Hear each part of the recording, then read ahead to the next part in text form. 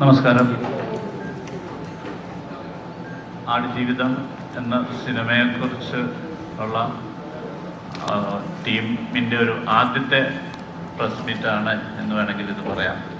കാരണം ഇതിൻ്റെ ഒരു ഒഫീഷ്യലി ഈ സിനിമയുമായിട്ട് നിങ്ങളുടെ മുന്നിലെത്തുന്ന ആദ്യ നിമിഷങ്ങളാണിത്.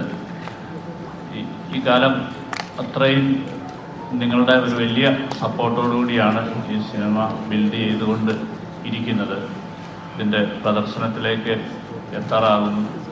മാർച്ച് 28-നാണ് ഇതിൻ്റെ റിലീസ് എന്നുള്ളത് എല്ലാവർക്കും അറിയാവുന്ന കാര്യമാണ്.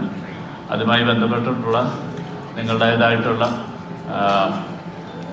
ചോദ്യങ്ങൾ, ചിന്തകൾ ഒക്കെ ഷെയർ ചെയ്യുന്നതിനാണ് ഈ ടീം നിങ്ങളോടൊപ്പം ആയിരിക്കുന്നത്. ഇവിടെ സൂചിപ്പിച്ചതുപോലെ തന്നെ അത്തരത്തിലാവട്ടെ നിങ്ങളുടെ ഡിസ്കഷൻസ് എന്ന് കരുതുകയാണ്. എല്ലാവരെയും ഒരിക്കൽ കൂടി ഞാൻ ഹാർദവമായി സ്വാഗതം ചെയ്യുന്നു. Thank you. നമസ്കാരം. ഇവിടെ നിന്ന് എത്തിച്ചേർന്ന എല്ലാ മാധ്യമ സുഹൃത്തുക്കൾക്കും ഒരുപാട് നന്ദി. ടയർഡാണ്, കാരണം ഇപ്പോഴും ഞാൻ ഇന്നലെ ആണ് എൻ്റെ ഒരു വേറെ ഷൂട്ട് കഴിഞ്ഞ് വേറെ രാജ്യത്തെത്തി. അപ്പോൾ ഇപ്പോഴും സമയം ആ രാജ്യത്തിൻ്റെതായതുകൊണ്ട് ഇത് പുറങ്ങുന്ന ടൈമാണ്. അതുകൊണ്ടൊരു ക്ഷീണിതനാണെന്നുള്ള സത്യമാണുണ്ട്. മുഖം കണ്ടാലും തെറ്റിദ്ധരിക്കരുത്.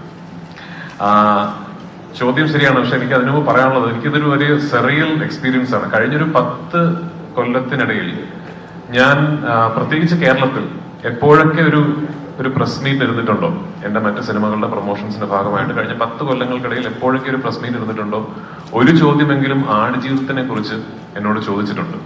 ഒരിക്കലെങ്കിലും ആടുജീവിതത്തിനെ കുറിച്ച് എനിക്ക് സംസാരിക്കേണ്ടി വന്നിട്ടുണ്ട്. ഒടുവിൽ ആടുജീവിതത്തിന്റെ പ്രസ് മീറ്റ് ഇരിക്കുന്നു എന്ന് പറയുമ്പോൾ എനിക്കതൊരു ഭയങ്കര സറിയൽ എക്സ്പീരിയൻസ് ആണ്.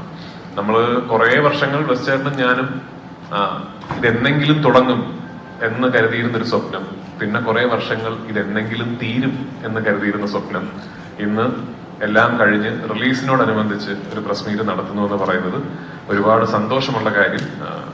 അതാണ് ആദ്യം പറയേണ്ടത്. ശരിയാണ്, ആടുജീവിതം എന്ന സിനിമ എൻ്റെ ജീവിതത്തിലേക്ക് കടന്നു വന്നപ്പോൾ ഞാനന്നൊരു സംവിധായകനായിട്ടില്ല, ഒരു നടൻ എന്ന രീതിയിൽ ഞാൻ വളരെ വളരെ ചെറുപ്പമായിരുന്നു. അന്ന് ഞാൻ വിവാഹിതനല്ല, ഞാനൊരു അച്ഛനല്ല. അപ്പോൾ ശരിയാണ്, ആടുജീവിതത്തിന്റെ യാത്രക്കിടയിൽ ജീവിതം ഒരുപാട് മാറി, ലൈഫ് ഒരുപാട് ഇവോൾവ് ആയി. I believe as an actor ഒരുപാട് മാറ്റങ്ങൾ സംഭവിച്ചു. ആസ് ഒരു സിനിമാ പ്രവർത്തകൻ എന്ന നിലയിൽ ഒരുപാട് മാറ്റങ്ങൾ സംഭവിച്ചു. സംവിധായകനായി, നിർമ്മാതാവായി, വിതരണക്കാരനായി.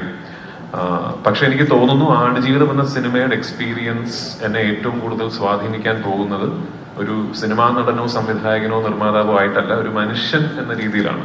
ആ സ്വാധീനം തീർച്ചയായിട്ടും ഇനി വരും കാലങ്ങളിൽ എൻ്റെ അഭിനയത്തെയും എൻ്റെ സിനിമാ നിരീക്ഷണത്തെയും ജീവിത നിരീക്ഷണത്തെയൊക്കെ സ്വാധീനിച്ചേക്കാം എന്ന് ഞാൻ മനസ്സിലാക്കുന്നു. കാരണം ഇതൊരു ലൈഫ് എക്സ്പീരിയൻസ് ആണ് എന്ന് ഞാൻ കരുതുന്നു. ഓഫ് കോഴ്സ് നജീബ് എന്ന മനുഷ്യൻ ജീവിച്ച ജീവിതവുമായിട്ടൊന്നും യാതൊരു കമ്പാരിസണും ഇല്ല, അദ്ദേഹം അനുഭവിച്ച യാതനകളുമായിട്ടൊന്നും യാതൊരു കമ്പാരിസണും ഇല്ല. പക്ഷെ നമ്മുടേതായ ഒരു രീതിയിൽ we had a long phase, ഒരു വലിയ യാത്രയായിരുന്നു. അങ്ങനെ ഒരു യാത്രയൊന്നും എല്ലാ സിനിമകൾക്കും കിട്ടല്ലേ എന്ന് പ്രാർത്ഥിക്കുന്നു. ആക്ച്വലി കിട്ടല്ലേ എന്നാണ് പ്രാർത്ഥിക്കുന്നത്. പക്ഷെ അങ്ങനെ ഒരു എക്സ്പീരിയൻസ് ഞങ്ങൾക്കുണ്ടായി. അത് forever in my life. I think I will be thankful for it. ഇപ്പോൾ അതെന്തായാലും as I was being part of the experience ഒരുപാട് ദിവസങ്ങളിൽ ബ്ലസ്സേട്ടനും ഞാനും ഇതെന്തുകൊണ്ട്, എന്തിനിങ്ങനെ എന്ന് ചിന്തിച്ചിട്ടുണ്ടെങ്കിലും ഇന്നിപ്പോ we are all very thankful for the experience and we are all richer as human beings. മനുഷ്യരെന്ന നിലയിൽ കുറെ കൂടെ ഇവോൾവ് ആയി. അപ്പൊ തീർച്ചയായിട്ടും ഇനി വരും കാലങ്ങളിൽ എന്നും എൻ്റെ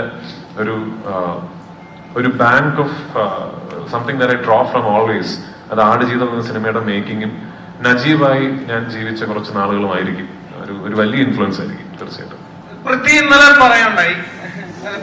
പറയണ്ടായി പൃഥ്വിരാജ് എന്നൊരു ഡയറക്ടർ അദ്ദേഹത്തിന്റെ 3ാമത്തെ ചിത്രം ആണ് ഇപ്പോൾ നിലവിൽ ചെയ്തുകൊണ്ടിരിക്കുന്നത്.